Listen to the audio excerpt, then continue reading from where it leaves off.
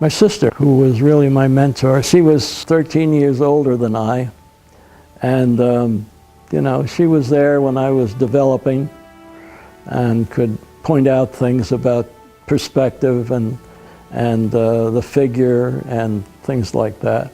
So I think that, and then of course finally my art teacher who said I should go to art school. So when I told my business teachers that I decided to go to art school, they said, "That's a very good idea, Arthur. You really do something other than accounting and business."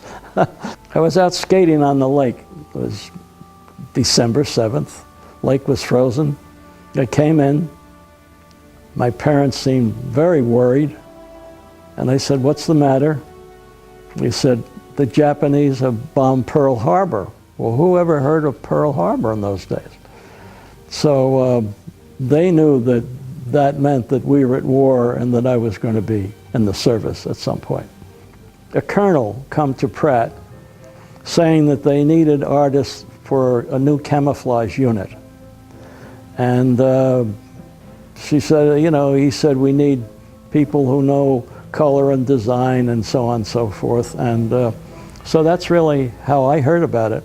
And I enlisted. I wasn't a war correspondent. I mean, I was just a regular soldier in a unit. But during combat situations, there aren't any people standing around drawing pictures. Most of them are trying to keep their head down and, and survive. These are all inflatable tanks at the Rhine crossing. And with our own half tracks, we gouge these tracks out because tanks really tear up the ground. And there's some trucks over here. But the Germans concentrated their troops against our dummies.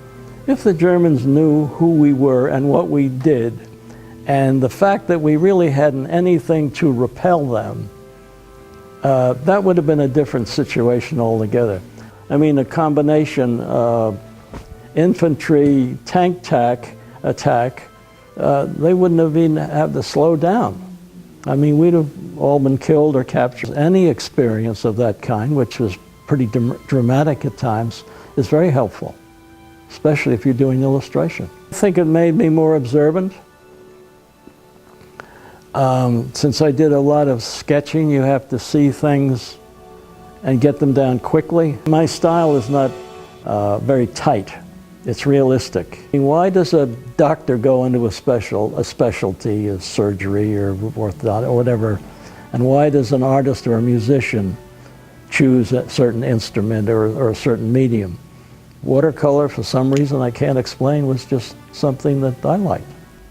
That appealed to me. There's a certain gamble, a certain chance that you take with watercolors as opposed to oil, which you can always correct and, you know, model. I think when you're painting, especially realistic paintings, you do with what you know and what you're familiar with. And I was a hunter and a fisherman, and all my life I grew up on a lake, and it was the most natural thing. You know, one thing led off, illustration just dwindled, and I picked this up and went with it.